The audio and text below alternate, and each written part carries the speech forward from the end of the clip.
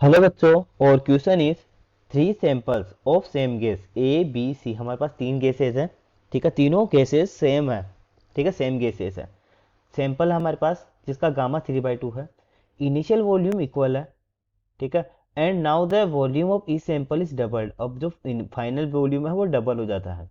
ठीक है, और इसमें ये भी बोला है the process adiabatic for a के लिए एडियाबेटिक है, आइसोबेरिक है बी के लिए, और आइसोथर्मल है सी के लिए। तो if the final pressure are equal, अगर इनका फाइनल प्रेशर इक्वल है तो for all three samples the ratio of initial pressures are. तो इनिशियल में जो प्रेशर का रेशियो है वो हमारे को फाइंड करना है। ठीक है, तो देखिए कैसे करते हैं।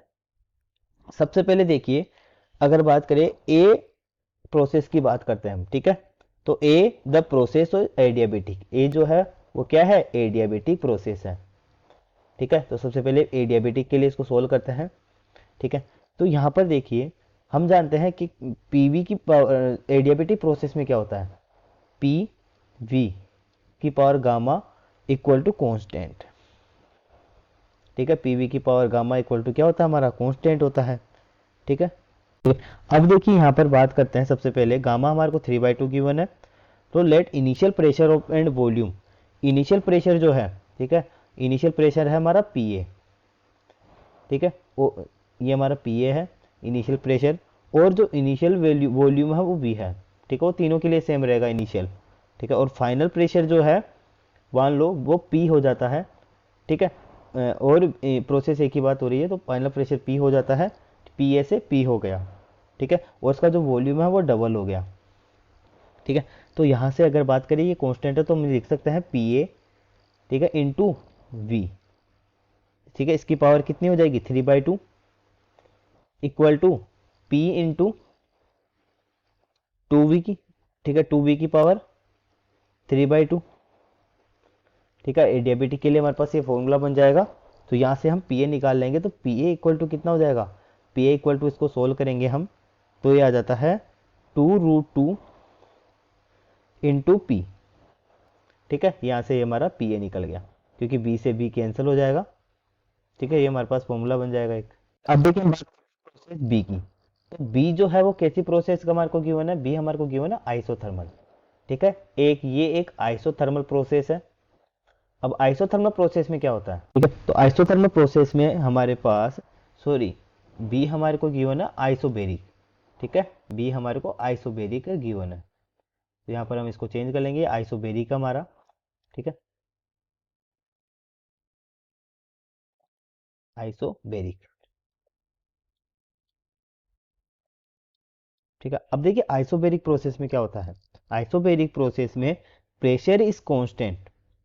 ठीक है, तो प्रेशर हमारा कांस्टेंट होता है, तो पीबी इक्वल टू क्या हो जाएगा, पीबी जो होगा वो पी के इक्वल हो जाएगा, यानी कि इनिशियल में और फाइनल में जो प्रेशर है वो कोई चेंज नहीं होगा, क्योंकि आइसोबेरिक प्रोसेस में पी हमारा कांस्टेंट होता है। ठीक है, पी में कोई चेंज नहीं होता है, प्रेशर में कोई चेंज नहीं होता है। ठीक है, तो पी बी जो है वो फाइनल में जो इनिशियल और फाइनल हमारे दोनों इक्वल हो जाएंगे। ठीक है, तो पी बी इक्वल टू यहाँ पे हम पी लिख सकते हैं। इसी टाइप से हम निकाल लेते हैं।